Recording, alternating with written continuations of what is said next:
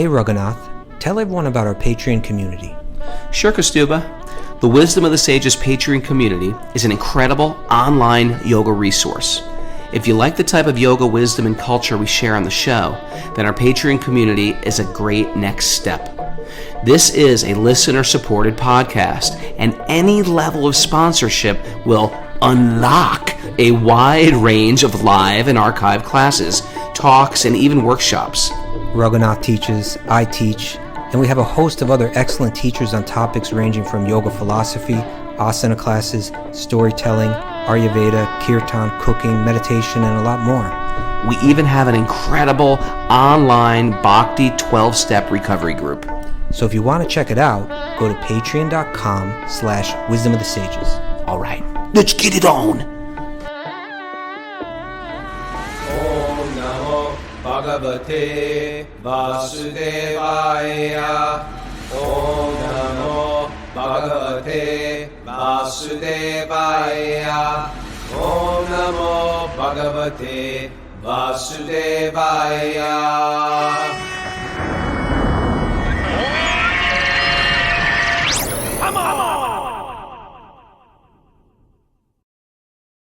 Live from Super Soul Farm, this is Wisdom of the Sages, a daily yoga podcast with your host, Raghunath, and co-host and senior educator at the Bhakti Center in New York, Kastuba Das. Welcome to the show, everybody.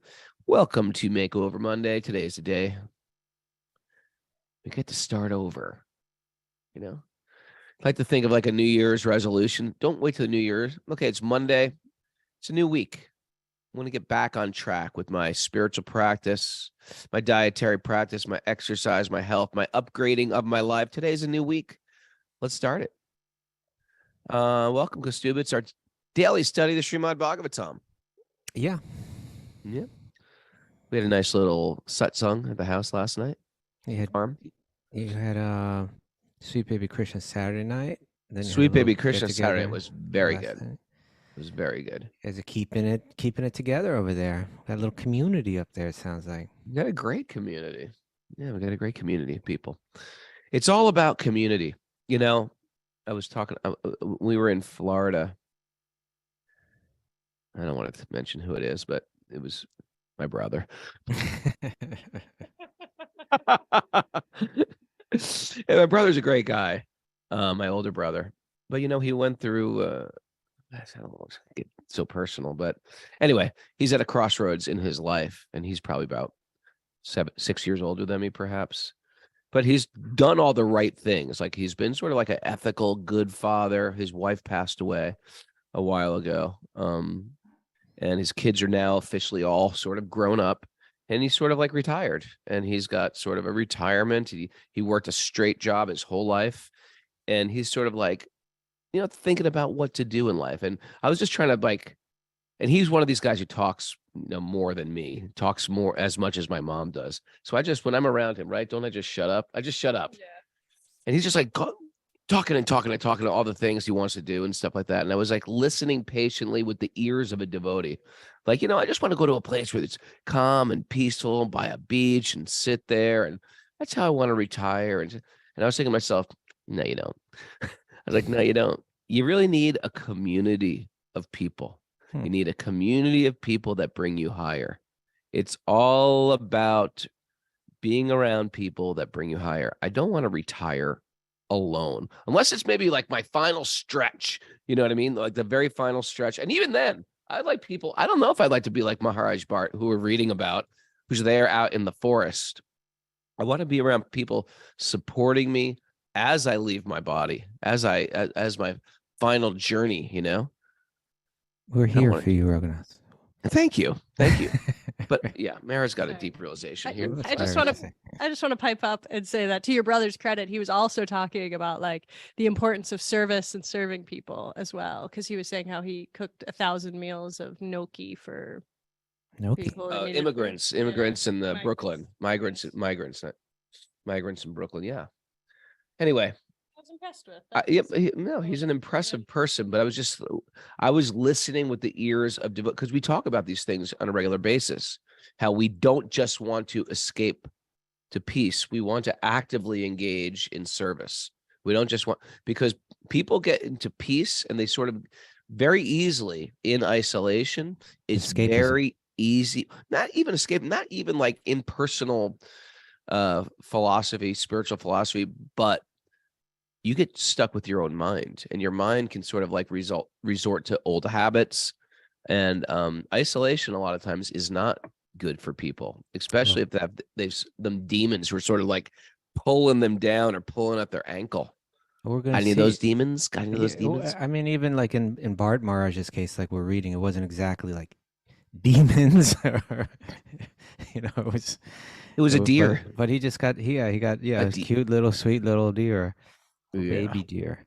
Yeah. That was enough to distract him, to kind of pull him back to superficial thinking, superficial life. Away from excellence, pull him to good. Yeah. We don't want to sacrifice excellence for pretty good. Okay, Rogan. Now you got a nugget for us? Or what about Mara? What about announcements today? What about Mara? Good morning. We have Back to Recovery group meetings at 1 and 2 p.m. Eastern time today.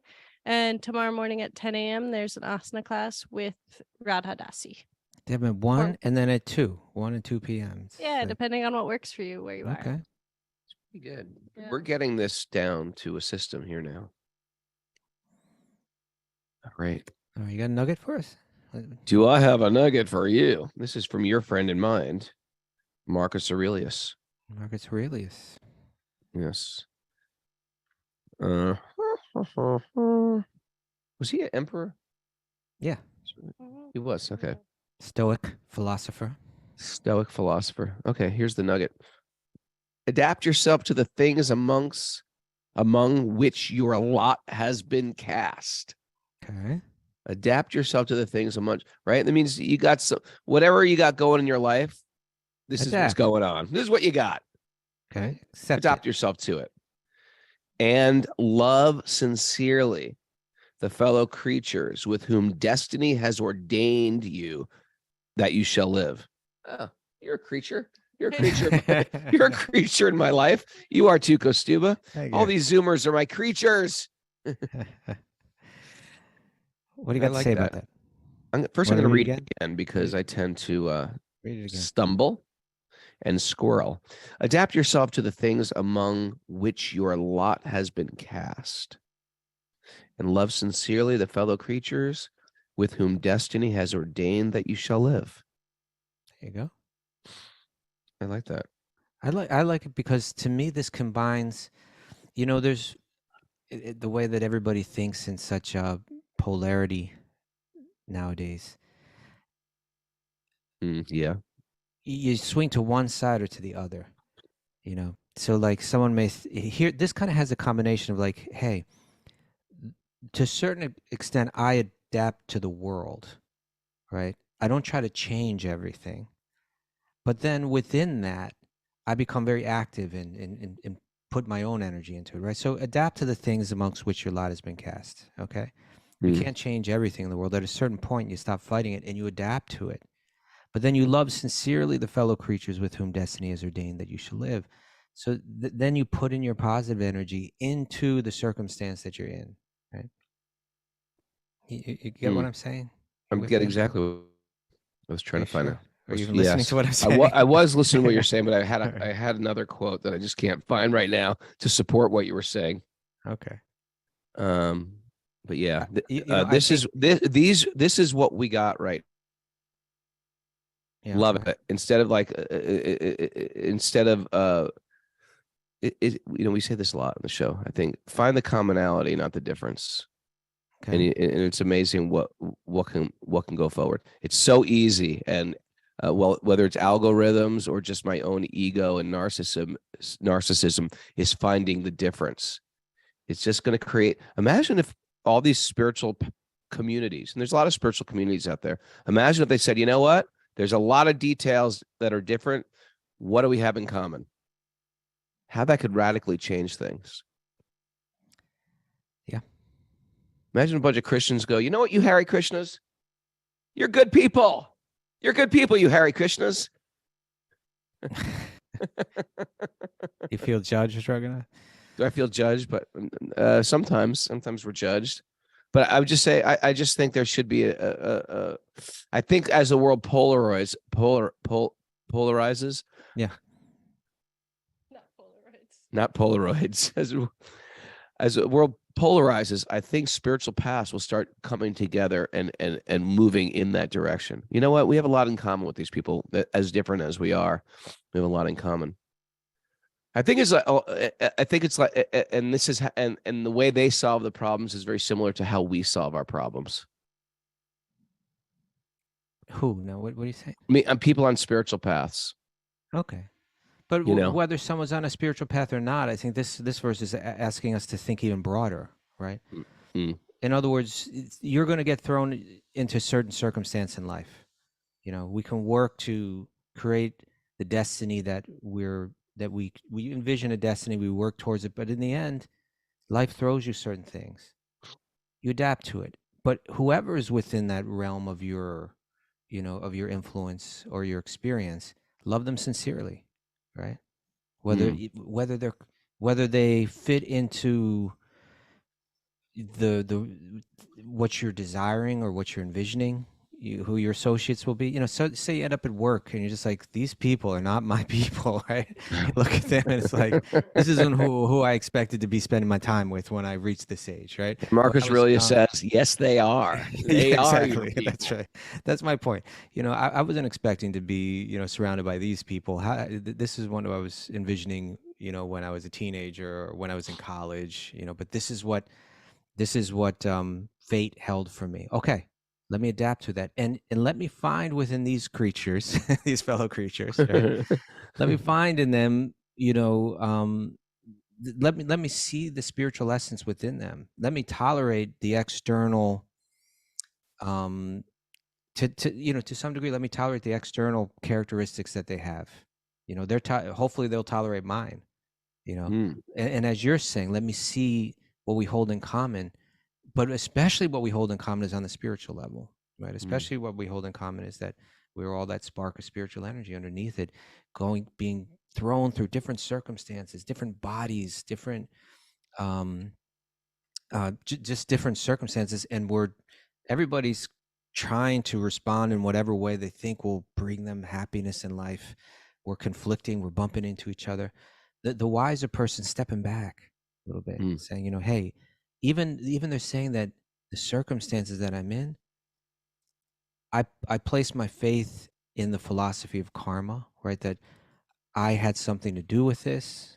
In a sense, I was part of creating the circumstances that I'm in right now. So I accept it, I adapt, and then I respond with positive energy, right? I respond with loving energy. I respond with tolerance and trying to see underneath, trying to see that spiritual equality underneath each one. I think Marcus is onto something. Marcus was definitely onto something. I think he's a devotee of sorts. Okay. I'll take it to the next level. Okay. I surrendered to Marcus. All right. Are you ready? Yeah. Well, I don't know. There's a fine line also with people say, you just, we were talking about this the other day about how people deal with fate. And we're saying, well, we'll just make the best of it, but not just make the best of it. Like, I got this for a purpose. I got what I got for a purpose because I had something to do with it. I brought this upon myself. It's like when you accept, we're talking about accepting previous lives. And when you really accept, like, actually, there's something that got me here. I'm not completely free of all crimes here. There's something that got me here. And now I have to grow from this, but I have some culpability in what I'm getting right now. Mm-hmm. And although that's a big horse pill to swallow, A big horse pill, not just swallow it, have it blown into you with a straw. you remember that? That was just Although the other that's day, a big horse pill to swallow, that I'm responsible for what I have because like, you don't know my story, how he cheated me and she betrayed me and this happened to me and that happened to me. Although that happened, there was a whole nother chapter that I haven't read to you, that hasn't been read to myself. That is my previous life or previous lives, where I've created something. You know the story of Who's that? Manduka Muni? You know the story Oh, about with the Vidura? yeah, Did I tell that story the other day? He was Sweet Baby? he was a maybe on Sweet Baby. There was a great sage who was sitting there in peace, Mandaka Muni, and he was two criminals were running away from the law, and they hid out in his ashram. So when the constables came, they said, here are the criminals, we found them. And the Mandaka Muni was a great sage, and they arrested all three of them, and they really like put him in shackles and almost were very torturous, and they were about to impale Mandaka Muni. And then it was higher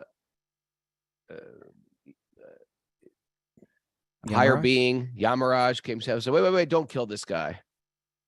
Don't kill this guy. This guy has nothing to do with it. He said, Yamaraj, what's going on here? Why am I being tortured for this? So Yamaraj is the lord of the karma. And he said, well, he goes, I'm a sage. I've got nothing to do with this crime. He said, actually, you do. Mm-hmm. He goes, well, what do I have to do with it? He goes, when you were a young child, you pierced with like a straw an ant or what. It was like, when little kids sometimes poke around with bugs. I mean, I'm guilty of this. I've done some horrible things to insects as a child, magnifying glasses, horrible things. I don't even want to get into it. Wings, things like our little listeners, Karuna, they would never do, but I didn't know any better. Okay. Tortured little bugs. He tortured little bugs. He goes, you're getting karma for this. He goes, karma for this? I was like a little child. He said, yeah, you're getting some karma for that. So there, my point is, it was based on that, right? That the Muni had such, I don't know, spiritual clout that from that time on, children aren't held responsible karmically. Right?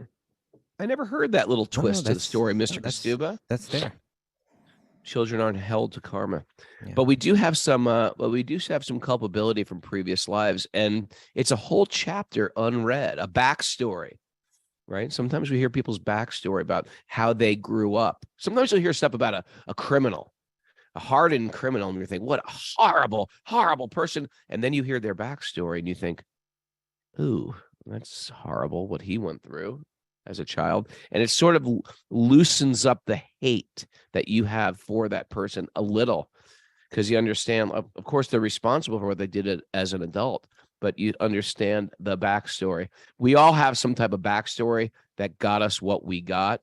And when we just sort of like can accept that, it's not that there's self-loathing going on, but there's like an opportunity to say, you know what, this is what I got. Yeah, it's hard. I think it's hard to do that. I think it's hard to do that if we can't zoom out, right?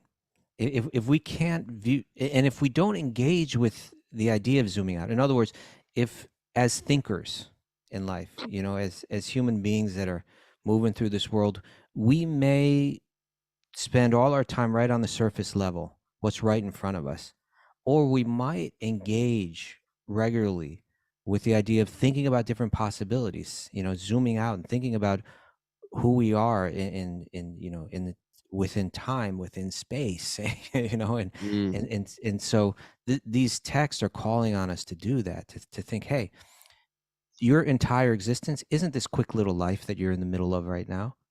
It's infinitely broader than that. This is just a blip, just a moment in that.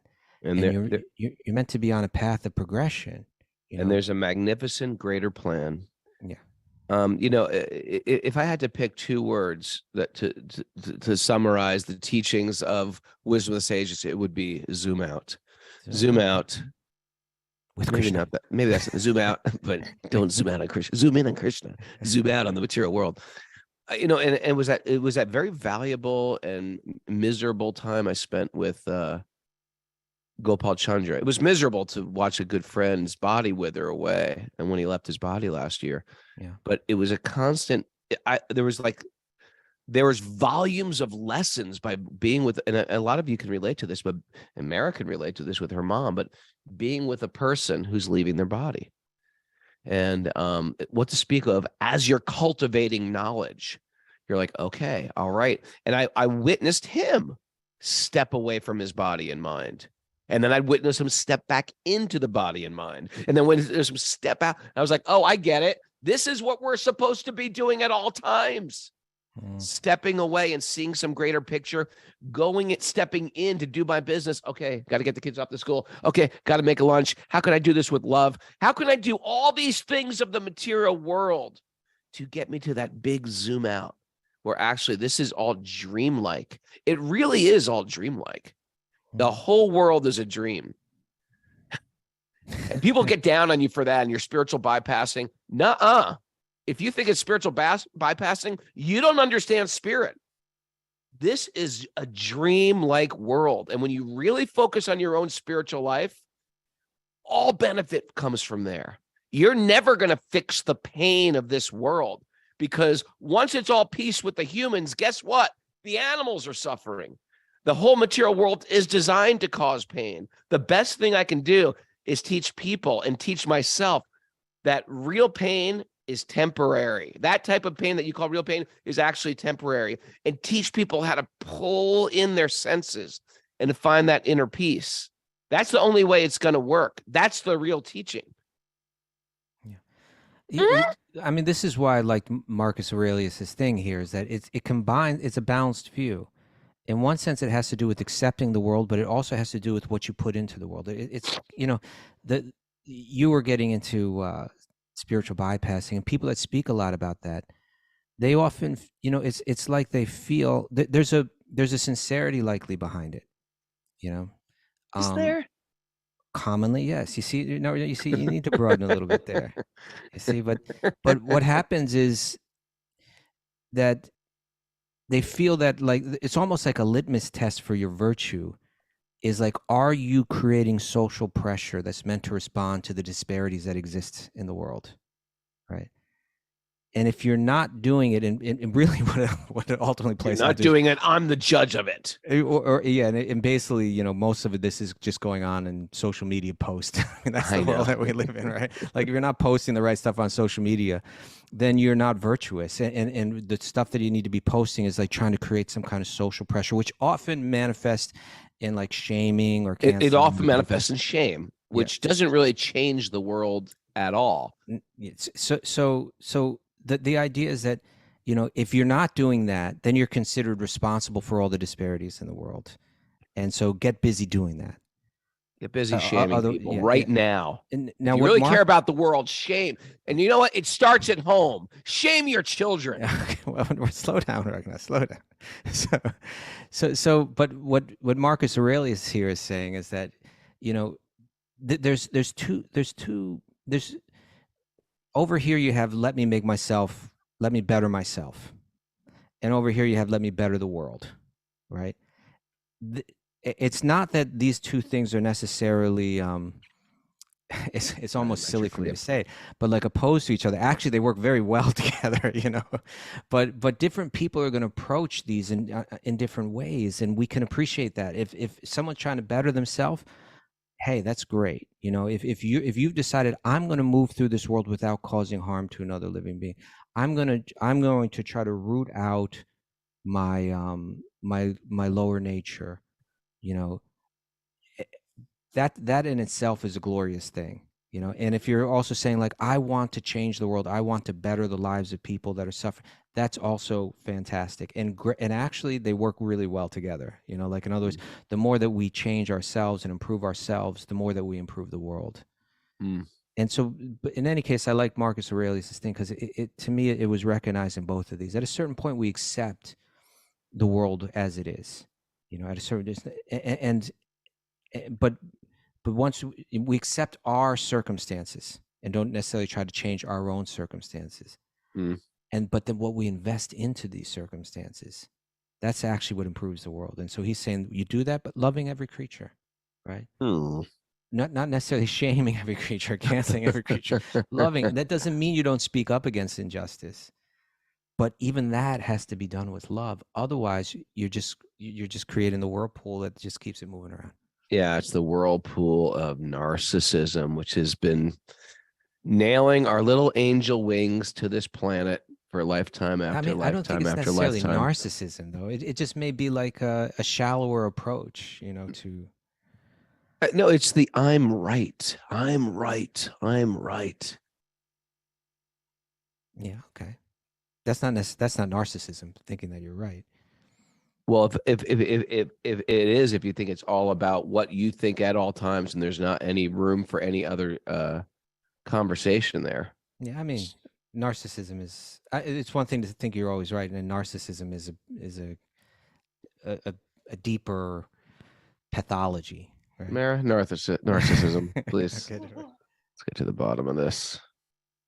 Narcissism. All right. It's excessive interest in or admiration of oneself and one's physical appearance. Physical appearance, huh? I don't think merely physical Oh, appearance. okay. What do you got, Mara?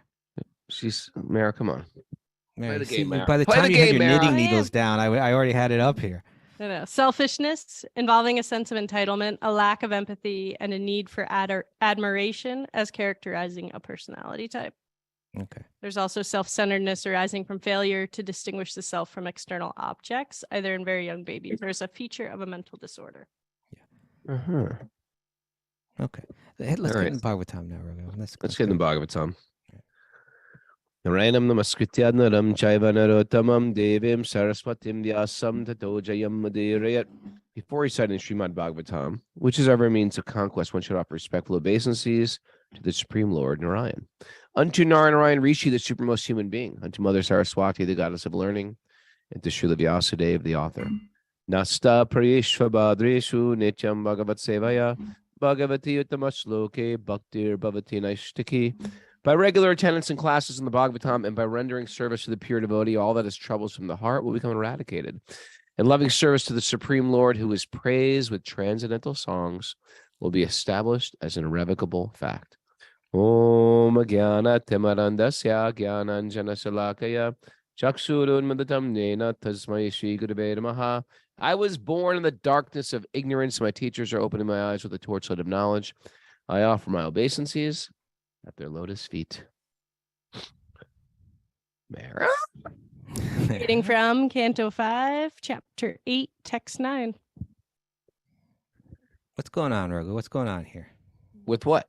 With the Bhagavatam. Oh, with the. I was like, with what? What do you? What's up? So defensive. Oh, Maharaj Bharat. Yeah, he's losing it, Rogo. He's losing touch. He had that little deer, right? He was out there in the forest.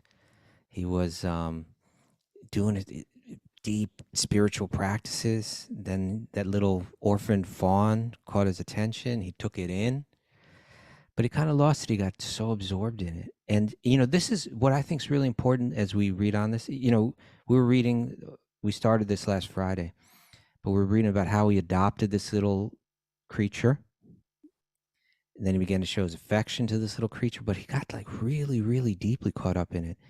On one hand, it sounds like, hey, what he's doing is great. He's taking care of a dependent little being that would be suffering without his care. Mm. But I think what we're going to see here as it goes deeper is that at a certain point, it had more to do with him than it had to do with the deer, right?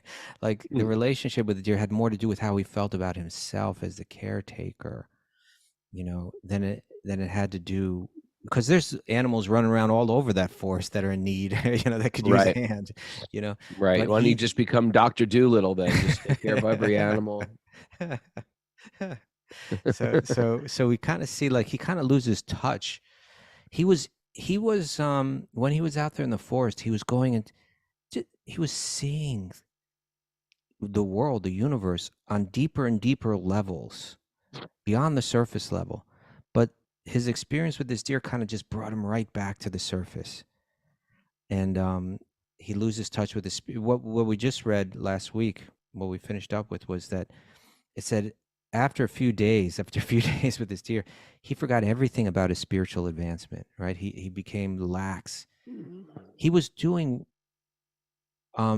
spiritual practices, which involved meditation, which involved the recitation of Vedic mantras and meditating and reflecting on their meaning, as well as other, other kind of rituals and so on. And all of those rituals, what they're designed to do is to bring your awareness to what's beyond. Like we were saying earlier, like you were saying, like zooming out and so on, like right, trying to see the world from deeper perspectives, from other perspectives, from truer perspectives, trying to step out of your own limited worldview and expand it and understand that not only is it far more vast than you're experiencing, but that there is some divine, benevolent, loving spirit, person that's making the whole thing move, and that there's a meaning behind reconnecting, or the meaning in life is about reconnecting with that awareness or that being. He was doing all these practices to deepen that in himself. So he was kind of focusing on the root of all existence, of what's behind everything, and by deepening awareness in that, it would have made everything in his life far more meaningful, right? He was evolving. And then he took that broad vision and he narrowed it right down, right? He took that zoom out and he zoomed in really, really kind of the cutest little creature that he could find. Oh, come here, you. And he forgot about everything else, right? And then it became, then he stopped seeing that there's this divine being behind everything, and he began feeling like, I am the one that's behind everything. This being needs me so much, Right. Yeah, so the last thing we read was that he forgot all about his spiritual advancement. Okay, then now it's text 9. Do you want me to read? You want me to read the verses and you? I'll read it. Either I'll way. read it Okay. Text 9. The great King Maharaj, Bharat, began to think, alas, this helpless young deer, by the force of time, an agent of the Supreme Personality of Godhead, has now lost its relatives and friends and has taken shelter of me. It does not know anyone but me, as I have become its father, mother, brother, and relatives. This deer is thinking in this way, and it has full faith in me. It does not know anyone but me. Therefore, I should not be envious and think that for the deer, my own welfare will be destroyed. I should certainly raise, protect, gratify, and fondle this cute little baby. I added that. When it has taken shelter with me, how can I neglect it? Even though the deer is disturbing my spiritual life, I realize that a helpless person who has taken shelter cannot be neglected, right? Then you start compromising your philosophy. Yeah. That would be a great fault. Okay, so he is rationalizing his obsession. Yeah, sure. This is, what we call rationalization, Raghunath? Weakness of heart. Or I was going to say it's the intellect in service of the false ego. Rationalization. Oh, interesting. Interesting. Yeah, you're using that reasoning power within your mind, Right. but you're using it for the purpose to support your false sense of identification. So he's identifying like, I am the caretaker. I am, what do you say? I'm the mother, the father. I am God for this little being. It needs me. Right. Now the he's moral rationalizing this obsession. If you're new to this story and you're just joining us here, the moral of the story isn't be cruel to animals. The moral of the story is we have different dharmas, different duties in life at different phases of our life.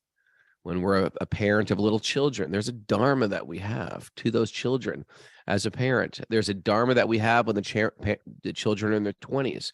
There's a dharma that we have when we have no children, but we're married, or if we're single and we're monks, there's a dharma. If we're leaders, there's a particular dharma. If we run a business, there's a particular dharma. And if you're about to leave your body, there is also a type of dharma. That's when you start to wrap up your dharmas of this world and your debts, right?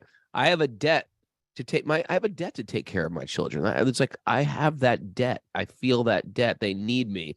I have a debt to take care of, my community. I have a debt I feel to take care of my mother. I have these type of debts within me. That's part of my dharma.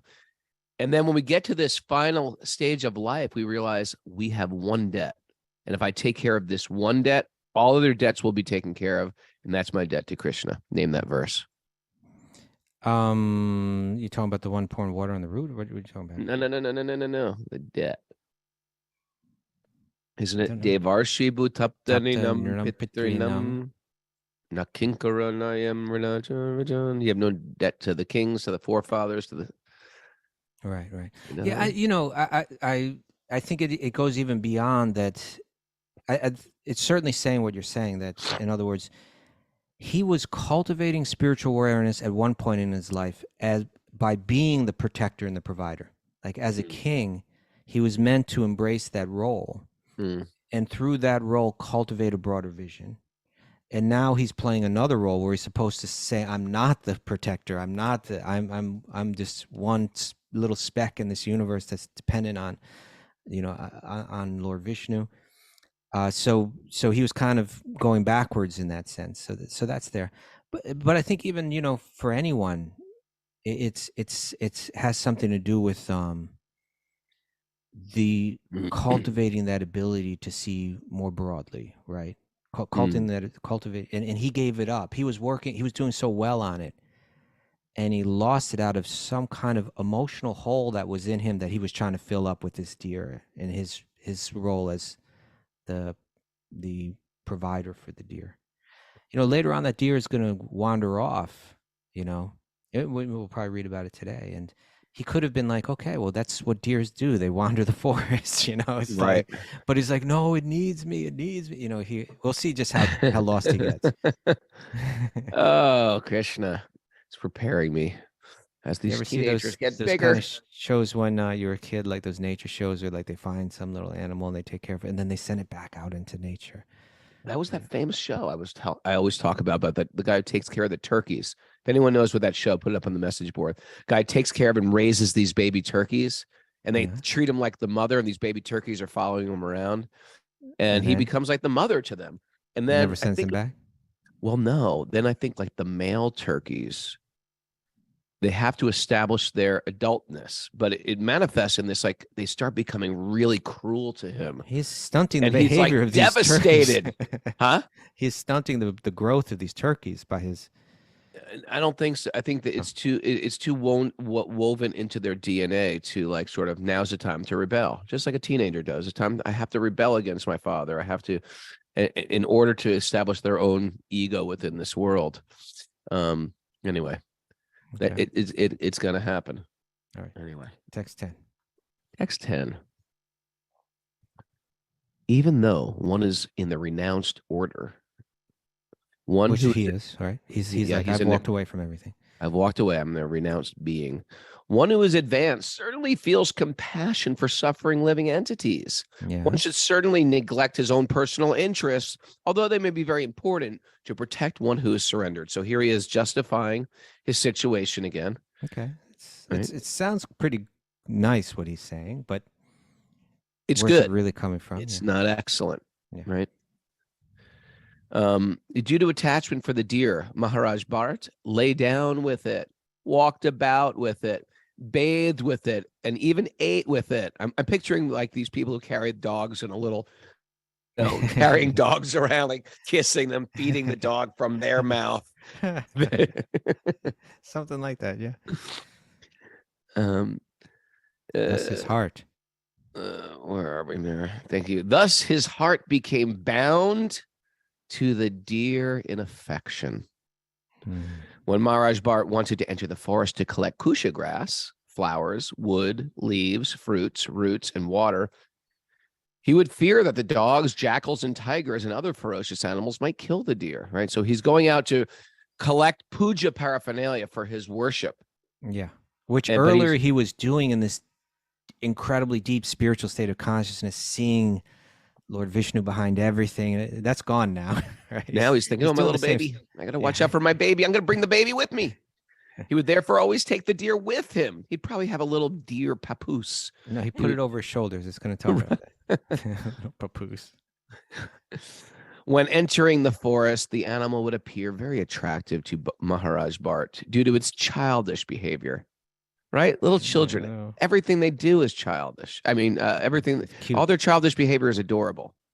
The way they talk, their sense of humor, the way they play around. It's just adorable. When entering the forest, the animal would appear. He's there very- saying, "Who's the cutest little deer? Come on, who is it? Who?" You the cutest little deer. Don't let those jackals come get you. You jackals. I'll protect you from those jackals.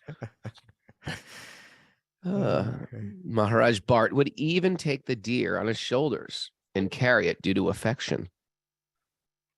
His heart was so filled with great love, small L love, that is, love for that deer, that he would sometimes keep it on his lap when sleeping or on his chest. In this way, he felt great pleasure in fondling the animal. It happens. So was it more about protecting the animal, or was it more about the own pleasure that he's getting from this rasa, right? From this, it's making him feel a certain way about himself.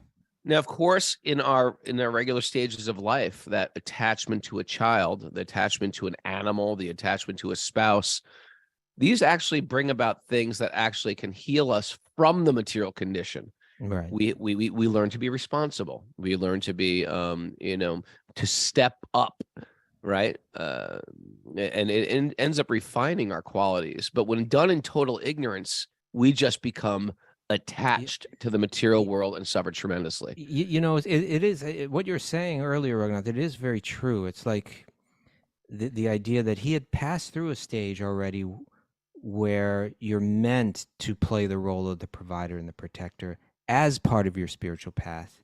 But this whole Vedic paradigm, it's so thought out. It's so well thought. It's so detailed. So well thought out. Yeah. I would never think of this. I mean, it does, and I don't want to be sectarian or anything, but you have to just step back and say, whoa, like this whole yoga culture, this whole Vedic culture, the detail that it gives for spiritual practice, I don't think there's nothing on the level of this, right? It's just, it goes so deep. Of it so well, lucidly explained. Yeah.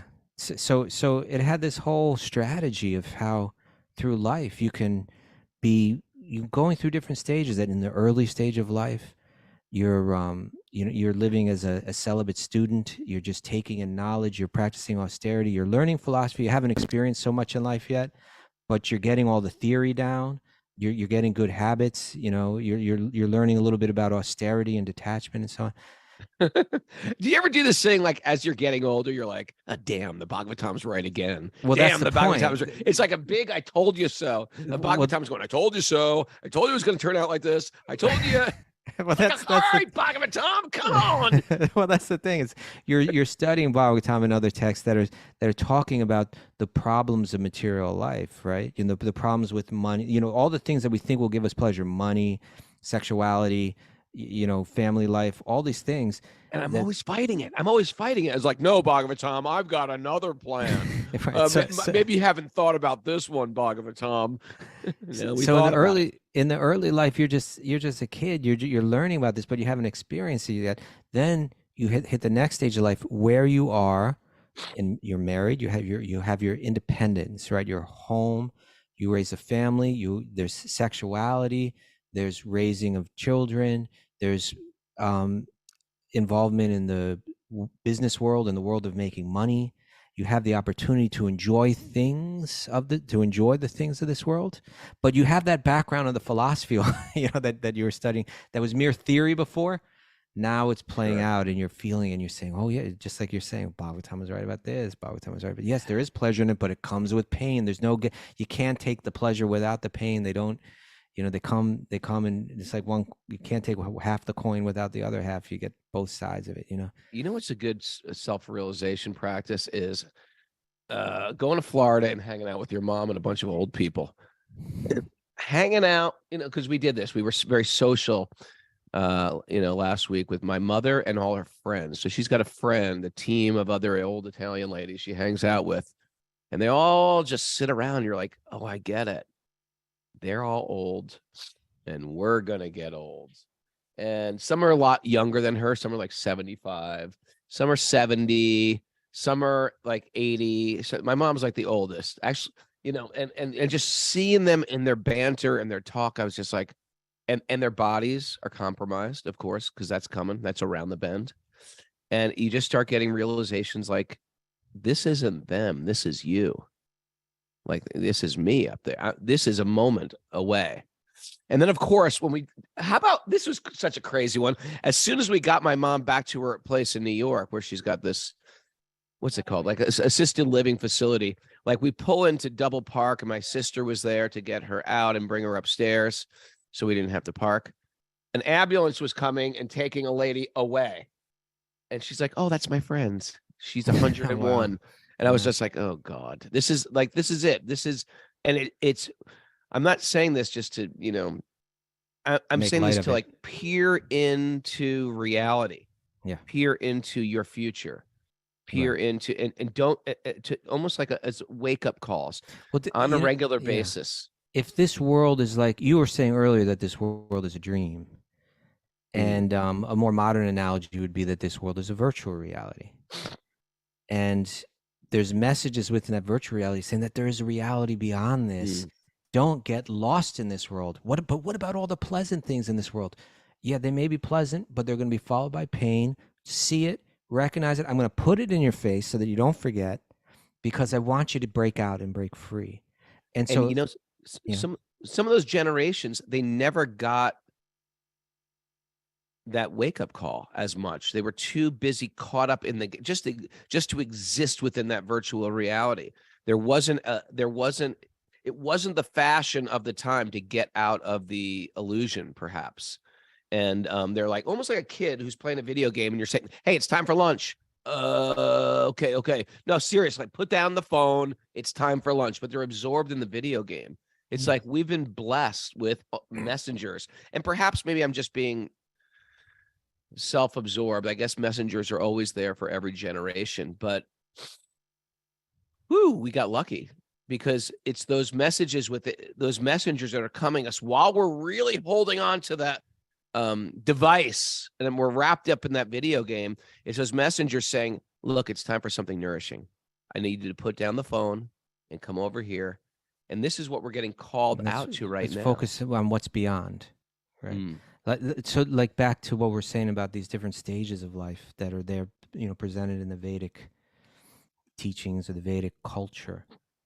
So yeah, you're young, you're just learning. You don't have any responsibility. You're not the provider of anyone, for anyone. But then you step into that next role where you really begin to play like, I'm the controller of the material world. I control the family. I control the kids. I'm the provider. I'm the protector. I'm the earner. Also, I'm the enjoyer, right? I enjoy, sexuality. I enjoy the home. I enjoy the affection. I enjoy the role, like that. But now that philosophy is coming back, that every time you try to play that role, it comes with pain. It comes with disappointment. It comes with the more difficult side. And then, and as that realization begins to mature in you, oh right, these spiritual texts are true. Oh, it's a fact that in this world, happiness comes with distress, and that's just the nature of it.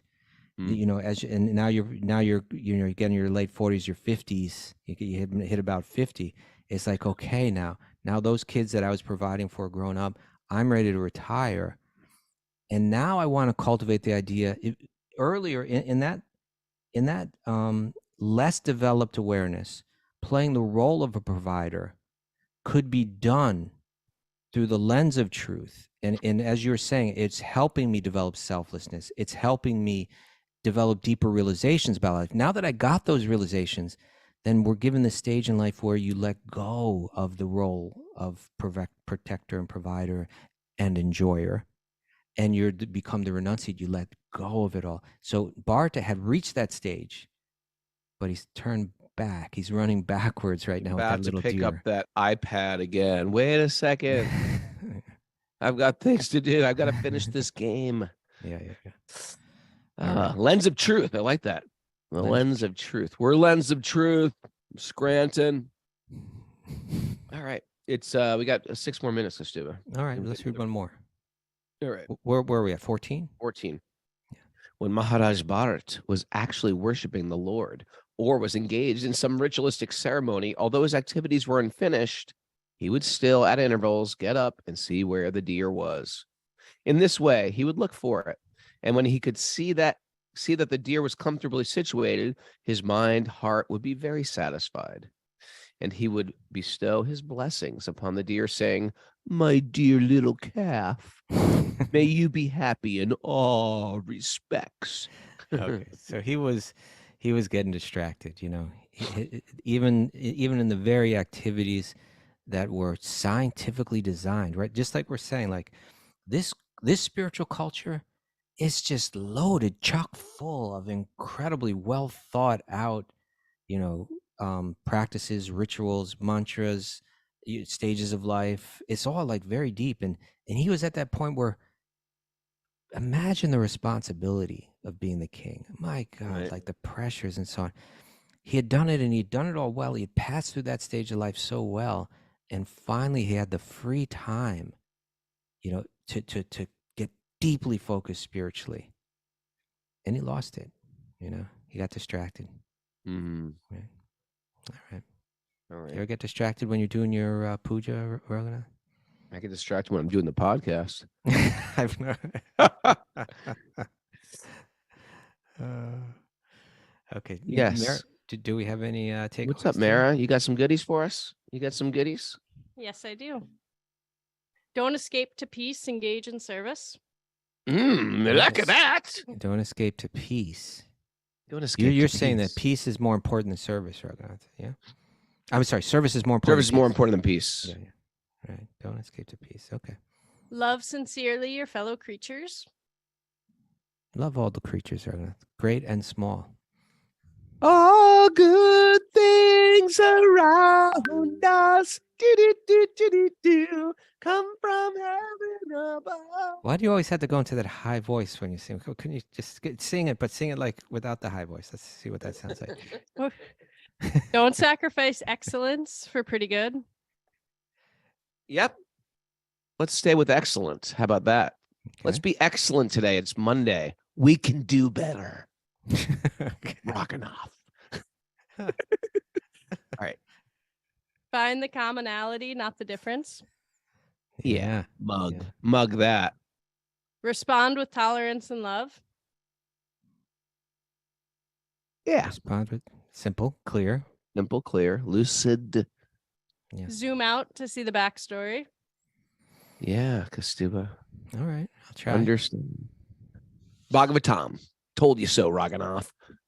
Shaming won't change the world. Make it worse. It'll change it. It just won't change it in the positive way. Yeah. It'll make it worse. Okay. Shaming won't improve the world. How's that? Is that better? There you go. Yeah. That's better. Okay. Yeah.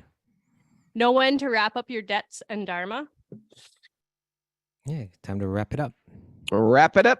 What about that one? That rationalization is intelligence in service of the false ego? Did that one come up? Say that again. Rationalization is the intelligence in service of the false ego. Kastuba's pushing his own. It's a good one. Pushing his own. It's not mine. I said a borrowed it from takeaway others. there. I could have I got it sworn that from would have been a others, but, takeaway. I think Do it's you a good pick one. your takeaways before the show even starts? No, I don't. This is something profound I'm going to say. I didn't even know it was going to come up. Okay. Oh, Mary, Write down what are you that doing, Mary? What'd you?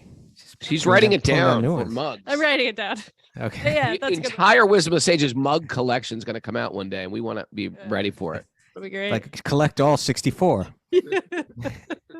Yep. Let our caretaker duties bring us closer to God, not away from God. No. That won't make the mug collection. And And now this one might make the mug collection. And damn, the Bhagavatam is right again. no, that's a good mug. That's a good Damn. T-shirt. The Bhagavatam is right. Damn. How about not damn? Damn. Huh? Can you say damn? The Bhagavatam. Bhagavatam's right again. I'll be damned. I'll be damned. The Bhagavatam's right again. Told you so, Raghunath. That's how I feel, though. Because I've been trying to fight the Bhagavatam. You're trying to fight the truths. No. I got it figured out. No, you don't. Bhagavatam's right again. Thanks, everybody, for joining us. These are my people. Thanks for joining us, especially the Zoom crew. You want to join us live at Zoom? You can do it. Right to Mara, a lady here, wisdomofthesages108@gmail.com. She will give you the secret codes to enter our Zoom coven. Also, I want to thank everybody out there who's coming to Italy. Got an Italy crew. And tomorrow we announce the Wisdom of the Sages at Super Soul Farm Retreat. Tomorrow we're announcing. That's what you it. said. You said that you're going to announce it Said today. that. I lied. I'm trying to build hype. That's what it's about. I'm trying to build Svenska Stuba. It's a sales technique. That's a lie, brother. Thanks to everybody who supports us. Community-supported things like this are quite wonderful. Community-supported podcast. It goes on because of you. If you'd like to support us, go to patreon.com/wisdom of the sages. Keeps our boat cruising down the Ganga.